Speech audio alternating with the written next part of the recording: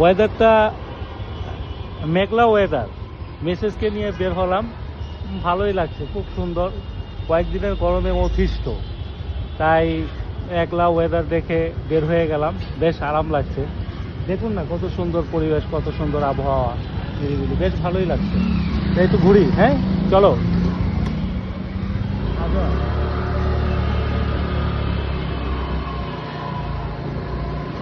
হ্যাঁ, এই মেঘলা দিনে একলা ঘরে থাকে না তো মন, না থাকে। আমরা জানি না এখন কোথায় যাব, তারপর দেখা যাক কই যাই। আমার বিয়েটা আমার সাথেই থাকো, দেখা যাক কি হয়। দারুণ একটা আবহাওয়া, বেশ ভালোই লাগছে। এখন আছি, কোথায় আছি, পল্লবীর দিকে।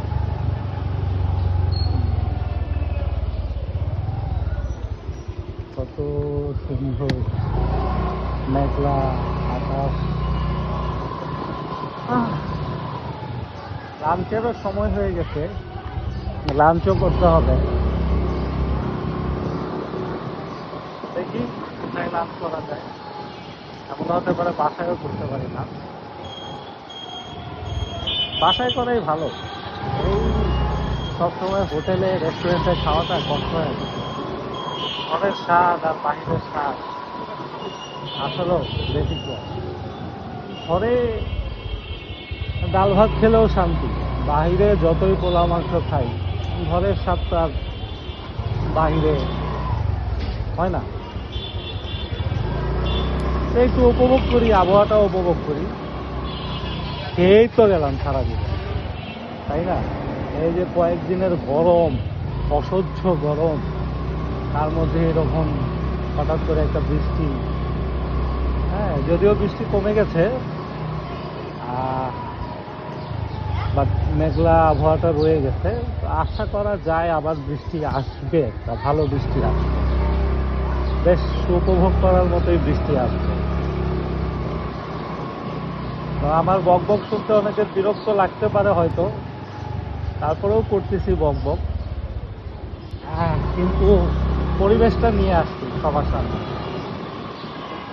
অ্যাটলিস্ট এই গরমের মধ্যে এই ঠান্ডা পরিবেশ দেখে আমার সাথে সাথে আমার ভিউয়ারদেরও ঠান্ডা লাগবে, আরাম লাগবে, মজা লাগবে, একটা অনুভূতি আছে।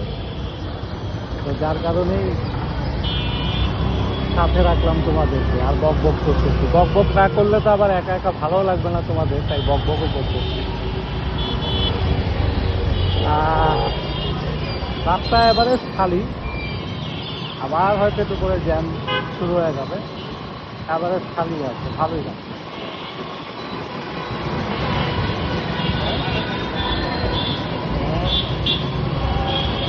বাসার দিকেই যাই, কি বলো, বাসার দিকেই যাই।